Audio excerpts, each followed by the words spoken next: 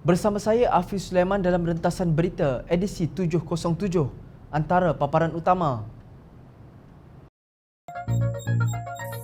Selepas pilih Perdana Menteri, UMNO Bersatu berantakan. Benar dan salah dicatat malaikat, wahai Menteri Agama. Pasti PAS ganti UMNO.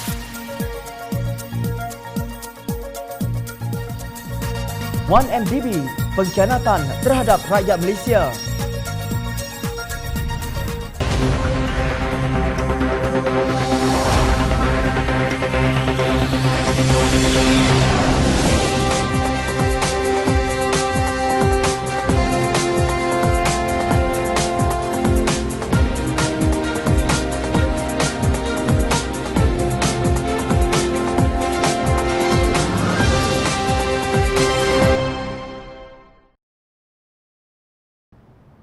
Assalamualaikum dan salam sejahtera. Ketua Pergerakan Pemuda UMNO Malaysia, Datuk Dr. Ashraf Wajdi Dusuki, nampaknya berang dengan Ahli Parlimen Bersatu Mersing, Datuk Dr. Abdul Latif Ahmad. Beliau berkata, Pergerakan Pemuda UMNO Malaysia memandang serius video tular kenyataan Menteri Pembangunan Luar Bandar itu yang menyifatkan UMNO Sabah sebagai sebuah parti yang tidak laku. Kenyataan biadab dan angkuh seperti itu tidak harus diungkapkan oleh seorang yang sudah berstatus menteri dalam sebuah kerajaan yang terbentuk hasil kerjasama gabungan parti-parti politik terutamanya UMNO sebagai rakan komponen terbesarnya, ujar Ashraf dalam satu kenyataan. Ashraf menganggap Abdul Latif seorang pengkhianat parti UMNO. Lebih miris lagi apabila kenyataan yang berupa penghinaan sebegitu diluahkan oleh seorang pengkhianat parti yang lari dan terjun meninggalkan bahtera UMNO di saat badai besar melanda. Sedangkan bahtera inilah yang pernah mengangkat beliau sebagai Ahli Parlimen Mersing, kata Ashraf. Beliau nampaknya tidak memaafkan Abdul Latif apabila menggesa Abdul Latif segera meletakkan jawatannya. Justru demi maruah UMNO dan mengekalkan keharmonian dan penghormatan parti-parti yang bekerjasama dalam Kerajaan Perikatan Nasional, Pemuda UMNO bertegas agar Datuk Latif segera meletakkan jawatan selaku Menteri Kabinet, desaknya. Ashraf menegaskan bahawa UMNO terhina dengan kata-kata Abdul Latif. Pemuda UMNO tidak sesekali merelakan maruah parti terus dicabuli buat kali kedua dengan kata nista berupa penghinaan setelah perilaku pengkhianatan ke atas parti ini cuba kami kompromi, ujar Ashraf. Dalam video pendek itu, Abdul Latif berkata ahli politik Sabah tidak menganggap perbuatan mereka berubah parti itu sebagai melompat tetapi berhijrah. Mereka berhijrah dari satu parti ke satu parti yang lain, termasuk meninggalkan UMNO. Justru UMNO, parti tidak laku, kata Abdul Latif. Rupanya UMNO masih mempunyai hati yang terhiris dan terasa terhina dengan kenyataan Abdul Latif. Cubalah Ashraf berdiri sebentar bersama rakyat yang mengundi Pakatan Harapan dan memberi mandat kepada gabungan parti itu untuk membentuk kerajaan yang menentang rasuah dan kleptokrasi. Tiba-tiba mandat yang diusahakan dengan air mata dan keringat itu dirampas oleh pihak yang kalah, iaitu UMNO Barisan Nasional sendiri. Tidakkah hati rakyat terasa terhiris dan terhina? UMNO telah melukai hati rakyat dengan bersekongkol membentuk kerajaan melalui tebuk atap bersama kumpulan yang Ashraf panggil pengkhianat itu. Selama ini, pelbagai penghinaan dan tomahan dilemparkan oleh UMNO terhadap Pakatan Harapan. Janganlah merintih kerana sedikit penghinaan ini. Mungkin firman Allah SWT dalam surah An-Nur ayat 11 ini boleh menjadi panduan buat Ashraf dan UMNO. Firman Allah itu bermaksud, sesungguhnya orang-orang yang membawa berita bohong adalah dari golongan kamu.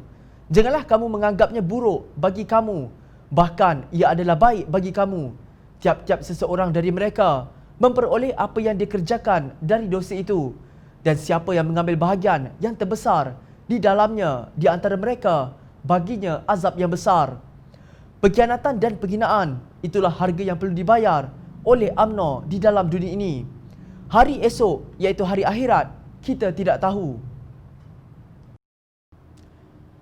Jom channel malam ini memetik kembali laporan terdahulu bagi membetulkan persepsi salah bahawa wang yang diagih-agihkan oleh Jabatan Kemajuan Islam Malaysia atau JAKIM untuk pentadbiran Islam adalah dari Kerajaan Perikatan Nasional. Pada 2 April 2020, bernama melaporkan sejumlah 21 juta ringgit bantuan one-off disediakan untuk institusi tahfiz swasta, pondok, sekolah agama rakyat dan sekolah agama swasta yang berdaftar dengan pihak berwajib di seluruh negara.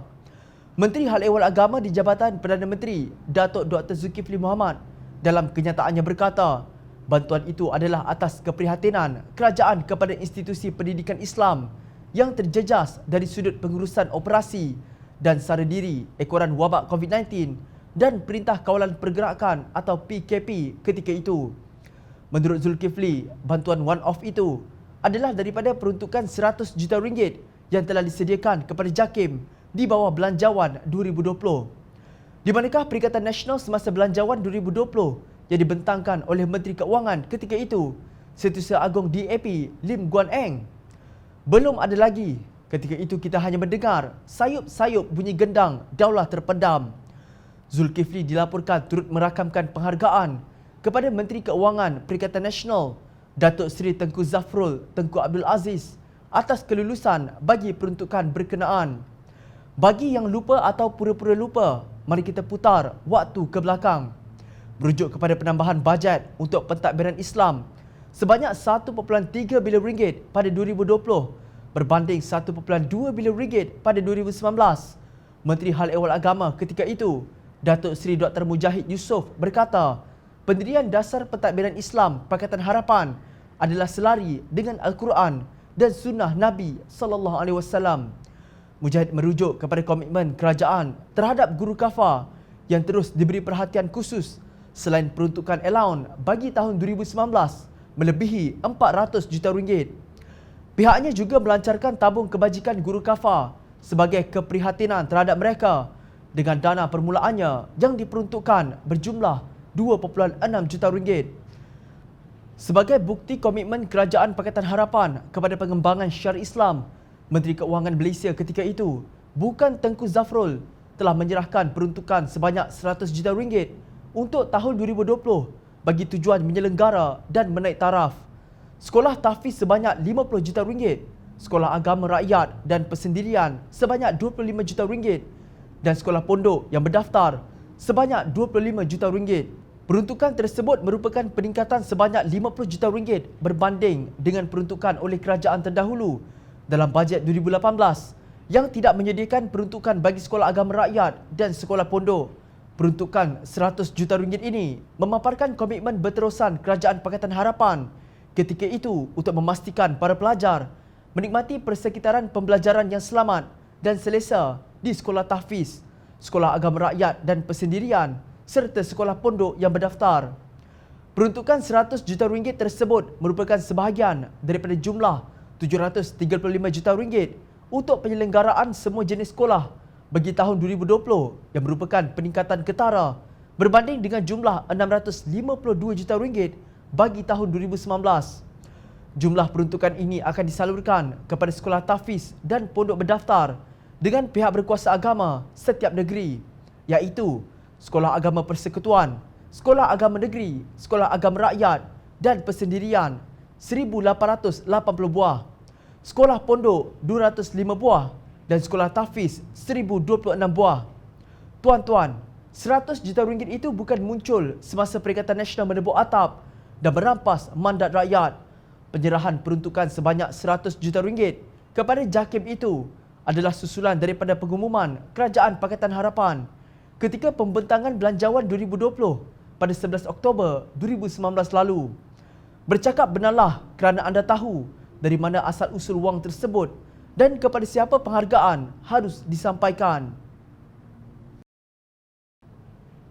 Tindakan Timbalan Menteri di Jabatan Perdana Menteri Hal Ehwal Agama Ahmad Marzuq Syari menyampaikan sumbangan tabung musaadah COVID-19 JAKIM sebanyak RM100,000 kepada Pusat Asuhan Tunas Islam atau PASTI menimbulkan persoalan. Sumbangan itu dikatakan datang daripada Jabatan Kemajuan Islam Malaysia atau JAKIM. Pengarah Syariah Parti Amanah Negara atau Amanah Negeri Johor, Ustaz Azam Razak berkata, tidak salah untuk memberi sumbangan. Namun tindakan itu menimbulkan persoalan berhubung etika dan kesamarataan. Menurut beliau, PASTI merupakan sebuah entiti yang diuruskan oleh Parti PAS dan tidak didaftar sebagai pertubuhan bukan kerajaan atau NGO. Sementara itu, Timbalan Menteri yang menyampaikan sumbangan adalah salah seorang ahli parlimen dari PAS. Mengapa hanya PASTI yang mendapat bantuan? Saya cadangkan Timbalan Menteri tersebut menyenaraikan kepada umum apakah tadika atau entiti pendidikan sama seperti PASTI yang turut mendapat sumbangan. Jangan cepat mengambil kesempatan.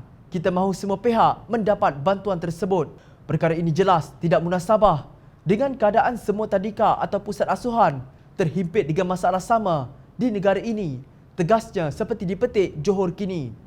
Beliau berkata, PAS sebelum ini mengkritik kerajaan pimpinan UMNO yang sentiasa memberi kelebihan kepada tadika kemas. Namun perkara sama dilakukan pula oleh PAS apabila menjadi kerajaan. Ia seperti menelan kata-kata mereka sendiri. Apa yang dikatakan oleh mereka sebelum ini berkenaan dana kepada tadika kemas, mereka lakukan. Kita mendesak JAKIM dan pihak kementerian mengeluarkan senarai pusat asuhan dan tadika seangkatan dengan PASTI yang telah diberikan bantuan sama. Kita tidak mahu wujudnya diskriminasi dalam soal agihan bantuan kerana kita mengetahui dalam hal ini semua pengusaha pusat asuhan dan tadika turut dalam kesempitan, bukan hanya PASTI sahaja, tegasnya. Dalam pada itu, Ketua Pemuda Amanah Nasional Syazli Munir Muhammad Isnin menjelar tindakan JAKIM menggunakan dana awam untuk membantu hanya PASTI dan tidak dipanjang kepada tadika lain. Wang cukai yang dibayar oleh rakyat namun digunakan untuk kepentingan parti sendiri. Tindakan ini tidak jauh beza dengan cara UMNO membina kekayaan pemimpin dan parti menggunakan wang negara, ujarnya. Menurut beliau, sekiranya PASTI layak mendapat bantuan tersebut, seharusnya sumbangan itu turut disalurkan kepada mana-mana tadika milik swasta yang lain. Tempoh Perintah Kawalan Pergerakan selama lebih 3 bulan amat memberikan kesan yang mendalam kepada semua tadika swasta di Malaysia. Ada tadika yang langsung tidak menerima sebarang yuran bulanan, sedangkan mereka harus menanggung kos operasi seperti biasa. Gaji guru perlu terus dibayar dan bayaran sewa harus diselesaikan tepat pada waktunya juga, kata Syazli. Beliau percaya PASTI dipilih bukan berdasarkan kepada kelayakan semata-mata. Agensi atau pihak manakah yang mempunyai kepentingan dan akses terus dengan pejabat menteri?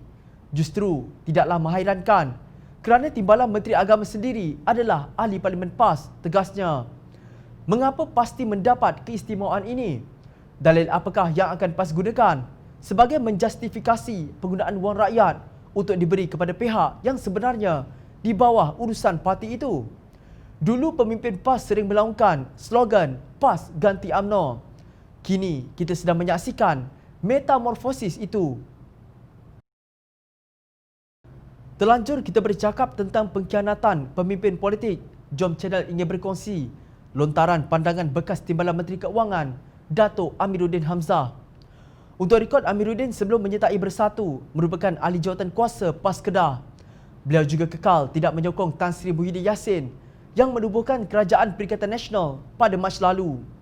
Amiruddin menulis mengenai One Malaysia Development Berhad atau 1MDB dan bebanan yang ditanggung rakyat ekoran penjarahan besar-besaran yang berlaku pada firma pelaburan milik negara itu. Menurut beliau, penyokong-penyokong UMNO cuba memperkecilkan bebanan yang dihasilkan dari pelaburan Kerajaan Barisan Nasional di dalam 1MDB.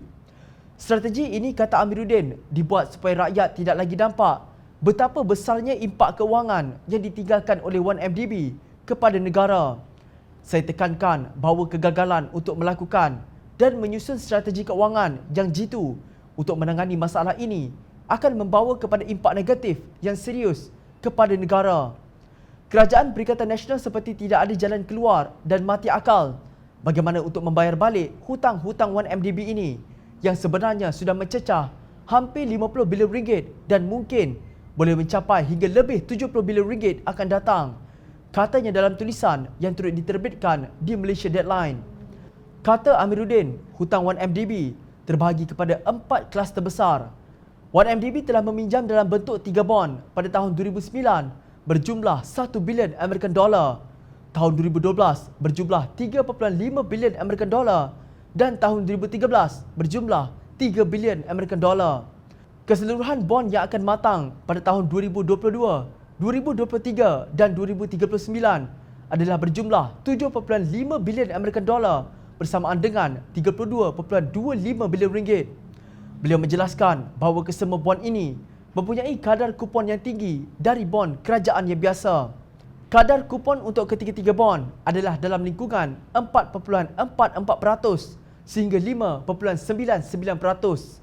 Secara kasarnya, negara perlu membiayai sejumlah 10.7 bilion ringgit untuk pembayaran kupon bond-bond tersebut. Jumlah pembayaran bond dan kupon sahaja sebenarnya sudah mencecah 42.95 bilion ringgit. Sedarlah bahawa permasalahan ini menjadikan bebanan kewangan kita bertambah. Jumlah yang telah dan akan dibayar oleh kerajaan Malaysia bagi menyelesaikan kemelut 1MDB ini berjumlah 47.94 bilion ringgit, ujarnya. Beliau berkata, Datuk Seri Najib Razak pada tahun 2017 telah menandatangani persetujuan untuk membayar IPIC sebanyak 5.8 bilion American dollar bersamaan hampir 25 bilion ringgit untuk menyelesaikan arbitrasi antara 1MDB dan IPIC di London Court of International Arbitration. Dalam hubungan ini, Amiruddin berpendapat Malaysia bernasib baik kerana Kerajaan Pakatan Harapan telah mencabar persetujuan ini dan London Court of Appeal telah bersetuju agar pembayaran ini ditangguhkan dan arbitrasi ini dibicarakan di mahkamah secara terbuka. Saya tegaskan kembali, sekiranya Kerajaan Perikatan Nasional memandang enteng dalam menangani isu ini, Malaysia akan mengalami kerugian yang melampau kerana bukan sahaja negara tidak akan mendapat balik 3.5 bilion American dollar yang 1MDB telah bayar kepada IPIC tiruan seperti diakui oleh Arul Kanda. Malaysia mungkin terpaksa membayar pula 5.8 bilion American dollar kepada IPIC dan Abu Dhabi atas penipuan pihak kleptokrat sebelum ini. Ini adalah liability luar jangka dan sangat membebankan rakyat yang berjumlah 25 bilion ringgit, tegasnya. Sementara itu, Jabatan Kehakiman DOJ Amerika Syarikat telah memfailkan aduan pelicutan sivil untuk merampas dan mendapatkan semula kira-kira 96 juta American dollar dalam bentuk aset yang didakwa mempunyai kaitan dengan dana yang diseleweng dari 1MDB. Setakat ini, Amerika Syarikat berjaya memperoleh hasil rampasan lebih 1.8 bilion American dollar dalam bentuk aset daripada dana 1MDB yang diselewengkan itu. Tindakan Amerika Syarikat tersebut menunjukkan betapa seriusnya skandal 1MDB ini. Namun beliau ragu-ragu tentang komitmen Kerajaan Perikatan Nasional dalam menangani bebanan isu ini kepada negara. Tanpa iltizam dan kesungguhan yang tinggi untuk menyelesaikan masalah ini seperti yang dilakukan oleh Kerajaan Pakatan Harapan sebelum ini, negara mungkin akan secara keseluruhannya rugi lebih daripada 70 bilion ringgit disebabkan oleh skandal 1MDB sahaja, kata Amiruddin. Kita amat maklum bahawa skandal 1MDB dibincang di banyak negara, antaranya Singapura, Kuwait, Thailand dan Switzerland. Skandal yang amat memalukan negara dan rakyat Malaysia. Itulah pengkhianatan sebenar yang cuba dipandang remeh oleh UMNO Barisan Nasional. Rakyat tidak lupa. Teruskan layari kami di Jom Channel untuk mendapatkan berita politik tanah air. Saya Hafiz Sulaiman, terima kasih. Assalamualaikum dan salam sejahtera.